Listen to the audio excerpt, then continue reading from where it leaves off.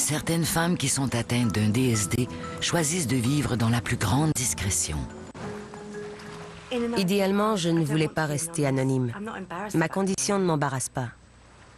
Bien au contraire, je suis extrêmement fière de qui je suis. La raison pour laquelle je demeure anonyme, c'est que j'ai peur de l'issue. Le syndrome d'insensibilité partielle aux androgènes peut donner lieu à un intersexué avec des chromosomes XY qui ressemblent davantage à un garçon à la naissance. On a donc indiqué qu'elle était un garçon sur son certificat. Je ne doute pas de mon genre. Je suis à 100% une femme. Mais je suis née avec un DSD et on m'a d'abord associée au sexe masculin, ce que je peux comprendre. Je ne blâme personne pour ça. C'était le niveau de connaissance médicale à l'époque. Mais il s'agit certainement de la pire période de ma vie. J'ai été élevée comme un garçon. Et ça a été vraiment très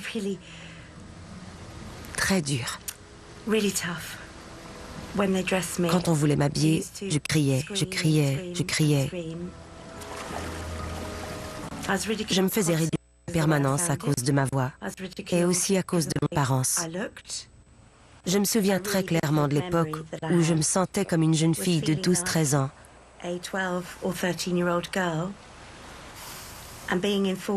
Et qu'on m'obligeait à aller dans le vestiaire des garçons. Mon corps n'avait rien à voir avec celui des autres de cet âge-là. J'étais terrifiée. À la puberté, son développement physique est devenu plus mixte, lui donnant une apparence plus féminine que masculine. Elle et sa famille ont subi un immense préjudice.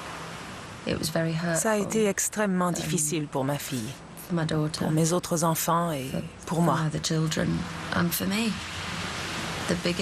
La discrimination des autres, leur manque de compréhension et leur méchanceté. Et elle a fini par partir. Elle ne nous a pas quittés, nous, sa famille, mais elle a quitté le foyer familial pour fuir ce type de réaction et ce type de comportement. Elle est partie à l'autre bout du pays.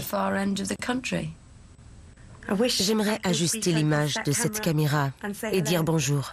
Vraiment. Je sais que je le ferai. Un jour.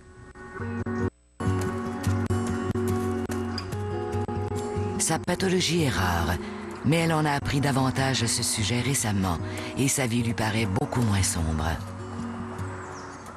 J'ai été dirigée vers les bons spécialistes et je comprends mieux ma condition. Ils sont compétents. C'est une bonne équipe. Ça va. Ça va aller. J'irai jusqu'au bout du monde pour mes enfants et je ressens la même chose pour chacun d'entre eux. J'éprouve un véritable amour inconditionnel pour eux.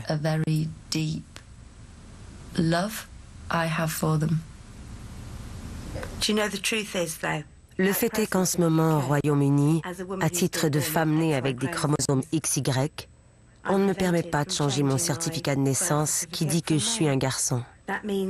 Ça signifie que je ne suis pas autorisée à me marier de la même façon que toutes les autres femmes. Je veux avoir les mêmes droits que tout le monde et je vais les obtenir. Bonjour, heureux de vous rencontrer. À la Choix des Lords, Lord Stevenson of Balmatara est disposé à essayer d'apporter des changements à la législation. Il m'apparaît évident que la loi telle qu'elle a été rédigée initialement n'encadre pas adéquatement la situation des femmes XY. Alors on devrait pouvoir l'amender légèrement ou y ajouter une clause ou deux de manière à l'améliorer. Ce ne sera pas simple car la procédure parlementaire est complexe, mais dans le cas où une loi manque clairement à son objectif, je crois qu'il y aura une volonté de faire bouger les choses. Je m'intéresse à l'intersexualité et aux autres conditions du genre, puisque j'ai moi-même souffert d'une forme légère d'hypospadia.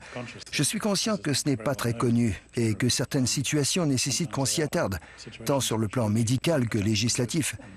Il y a ici une possibilité d'injustice et il est de notre devoir de veiller à y remédier. L'attente pourrait être longue, mais le processus est enclenché. La capacité des patients à trouver leurs propres solutions constitue toujours une leçon d'humilité pour moi. Peu importe le type de soins reçus en lien avec le diagnostic de désordre du développement sexuel, personne ne doit laisser tomber. Les patients ne doivent pas abandonner, les familles ne doivent pas abandonner. Nous n'abandonnons jamais nos patients, peu importe ce qu'ils ont vécu. Je dois dire que durant la plus grande partie de ma vie, j'étais saprement mêlée. Vraiment.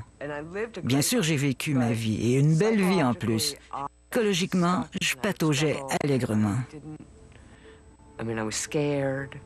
J'avais tellement peur. Mais les 14 dernières années de ma vie ont été magnifiques. Depuis que j'ai eu accès à mon dossier médical et que je me suis rendu compte que je n'étais pas la seule à vivre ça, ma vie est devenue fantastique.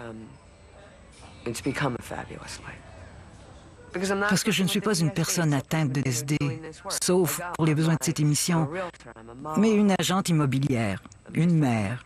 Je suis une personne normale. De mon point de vue, une façon de montrer qu'on accepte les intersexués pour ce qu'ils sont vraiment serait de modifier cette obligation d'encercler un M ou un F sur tous les formulaires qu'on remplit. J'aimerais bien que ça change et qu'il y ait plus d'options. Pour ma part, j'encercle toute l'affaire. Pour moi, c'est interrelié. C'est ma façon bien à moi de répondre à cette question. Dans le miroir, je vois quelqu'un qui a dû faire face à un grand défi et qui s'est très bien tiré d'affaire.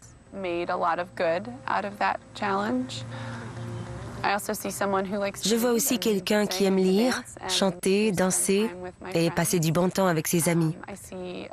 Je vois une fille, une sœur et une conjointe. Je vois quelqu'un qui sera mère et grand-mère. Je vois tout cela bien avant de voir quelqu'un qui a DSD. I see all of those things before I see someone with a DST.